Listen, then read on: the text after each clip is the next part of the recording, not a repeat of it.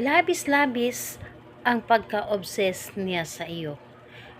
Ilagay mo lamang ito sa iyong dibdib at siya ay sobrang ma-obsess.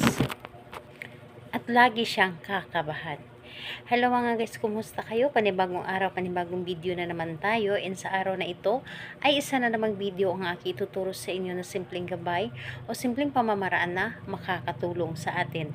At bago ang lahat, gusto ko lang mag-disclaimer sa mga taong hindi naniniwala at hindi gusto ang mga kagaya nitong video. Please skip this video and maghanap kayo ng videos na gustong gusto nyo dahil ang video na ito ay para lamang ito sa mga taong naniniwala and gusto mag-try. Sa lahat po ng mga nagko-comment dito sa aking video dito sa loob ng aking channel, mag-ingat sa lahat ng mga nagre-reply sa inyo na dinadala kayo sa kanilang WhatsApp and emo app upang makaiwas po tayo sa scam. Ngayon po ituturo ko sa inyo paano siya laging kakabahan at laging ma-o-obsess sa inyo. Ito ay pwedeng gawin sa parehas ang kasarian, babae ito, babae, lalaki ito, lalaki. And syempre naman sa ating babae at lalaki na mag-partner. And pwedeng mo itong gawin kahit na kayo ay magkalapit at magka-LDR sa isa't isa.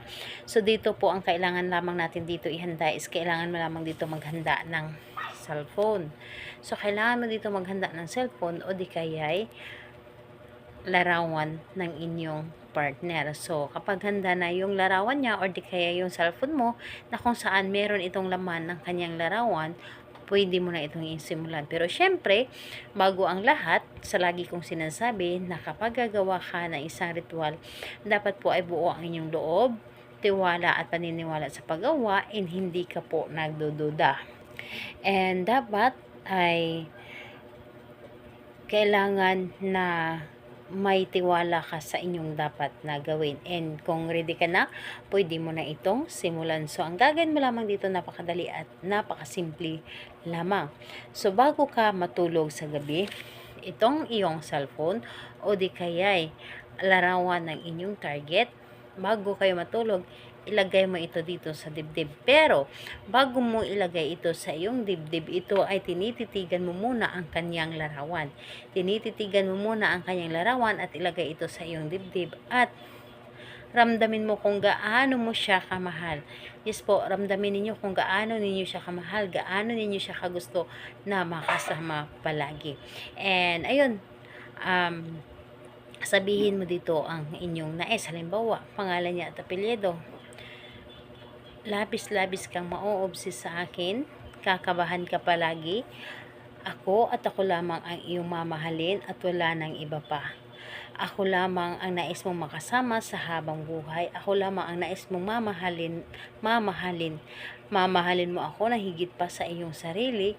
Ako lamang ang makapagpasaya sa iyo.